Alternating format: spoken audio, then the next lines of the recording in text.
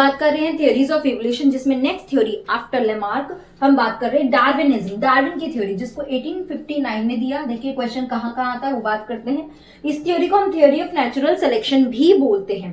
देखिए सबसे पहले डार्विन इंस्पायर्ड हुआ था, एक साइंटिस्ट थे थॉमस मेल्थर, नाम ध्यान रखना, मेल्थर्स, ओके, मेल्थर्स, ओके।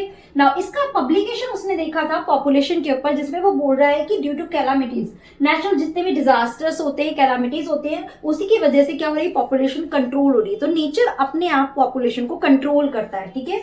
इससे इंस्पायर होके उसने एक बुक लिखी जिसका नाम था ओरिजिन ऑफ स्पीशीज। क्वेश्चन बनता है यहाँ पे नीट का, ओके।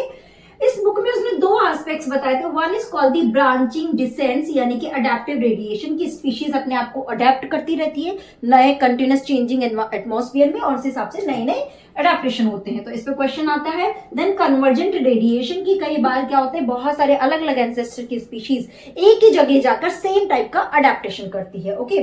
तो ये तो एक थियोरी थी जहां पे बहुत सारे क्वेश्चन बनते हैं। अब उसने पोस्टुलेट्स क्या दिया, अपनी थ्योरी को एक्सप्लेन कैसे किया। उसने बोला कि रैपिड मल्टीप्लिकेशन हो रहा है, सब अपने आप रिप्रोडक्शन कर रहे हैं, कंटिन्यूस रैपिड मल्टीप्लिकेशन, और अगर सारे जितने भी प्रोजेनिस है वो सब सर्वाइव करे तो एक ह्यूज पॉपुलेशन हो जाएगा, जिसकी वजह से क्या होगा, लिमिटेड फूड और स्पेस अवेलेबल होगा अर्थ पे, क्योंकि पॉपुलेशन इतना सारा है, राइट। बट क्या होता है, इसकी वजह से रैपिड पॉपुलेशन की वजह से और लिमिटेड फूड एंड स्पेस है, तो अब उन सबके बीच में कंपटीशन शुरू हो जाता है अपने एग्जिस्टेंस के लिए, अपने सर्वाइवल के लिए। So they all compete with each other. एक स्पीशीज अपने ही सेम स्पीशीज से कॉम्पीट कर रही है, या हो सकता है दूसरी स्पीशीज के साथ कॉम्पीट करेगी, okay. Now during this competition कुछ वेरिएशंस अराइज होंगे, मतलब कि कुछ वेरिएशंस अराइज होंगे ताकि वो कॉम्पिटिशन को सक्सीड कर सके या कॉम्पिटिशन पास कर सके।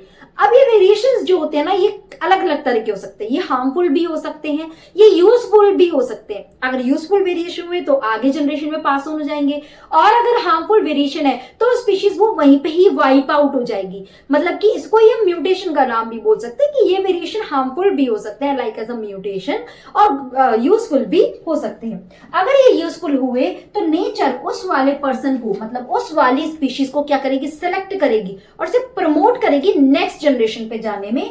इसको ही हम बोलते हैं सर्वाइवल ऑफ फिटेस्ट, जिसको किसने दिया था, स्पेंसर ने दिया था, ध्यान रखना, ओके ना। उसके बाद ये आगे जनरेशन पास ऑन होगा और एट लास्ट एक नई स्पीशीज अराइज होती है, स्पीसिएशन होता है।